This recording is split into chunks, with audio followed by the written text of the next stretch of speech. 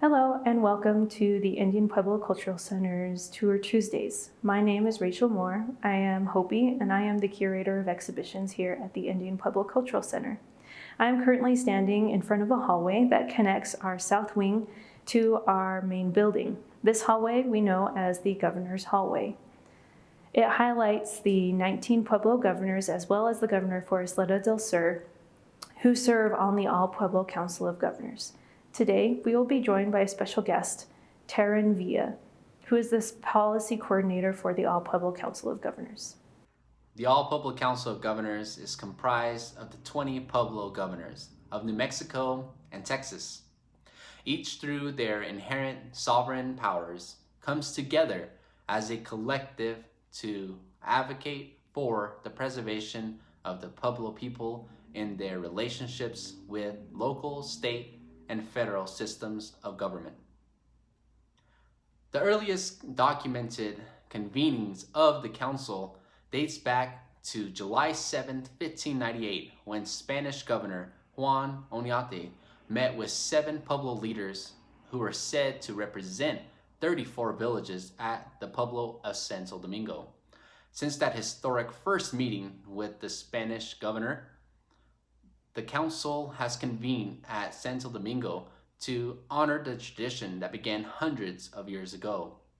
One of the council's most significant accomplishments was in the coordination of the 1680 Pueblo Revolt against the Spanish who threatened the well-being of Pueblo traditions and culture.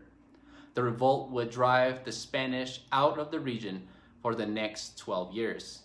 Over the years and the successive governments of Spanish, Mexican, and the U.S. in the region, the council continued to meet on an as-needed basis to stand united and exert the strength of a collective group of sovereign leaders. In 1922, the Bursum Bill was introduced by then New Mexico Senator Home Bursum, and that would grant non-Indians rights to Pueblo lands, and a delegation of the council visited Washington, D.C. to express their outright opposition. The significance of the visit rested on 4 governors carrying with them canes given by President Abraham Lincoln in 1863 to honor the U.S.'s acknowledgement of the sovereignty of the Pueblo nations. The visit to D.C. by Pueblo governors and their advocacy would lead to a defeat of the bill. In 1970, the council moved to incorporating itself as a business organization, also known as the All Indian Pueblo Council of Governors.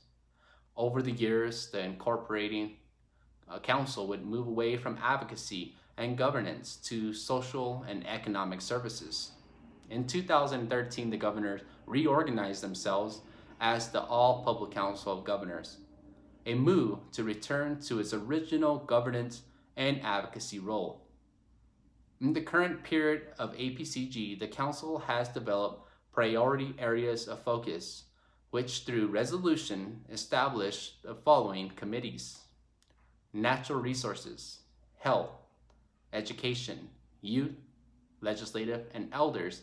With the establishment of the various committees, the Council has moved to fight for the preservation of the Greater Chaco region against oil and gas production.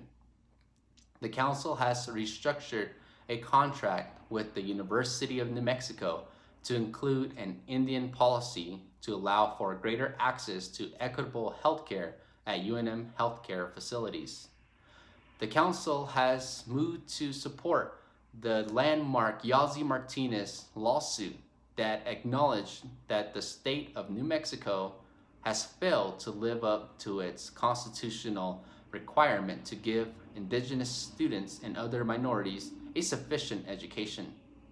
The Council has moved to oppose the construction of the mass transportation of spent nuclear fuel across and by Pueblo lands in southeast New Mexico and West Texas.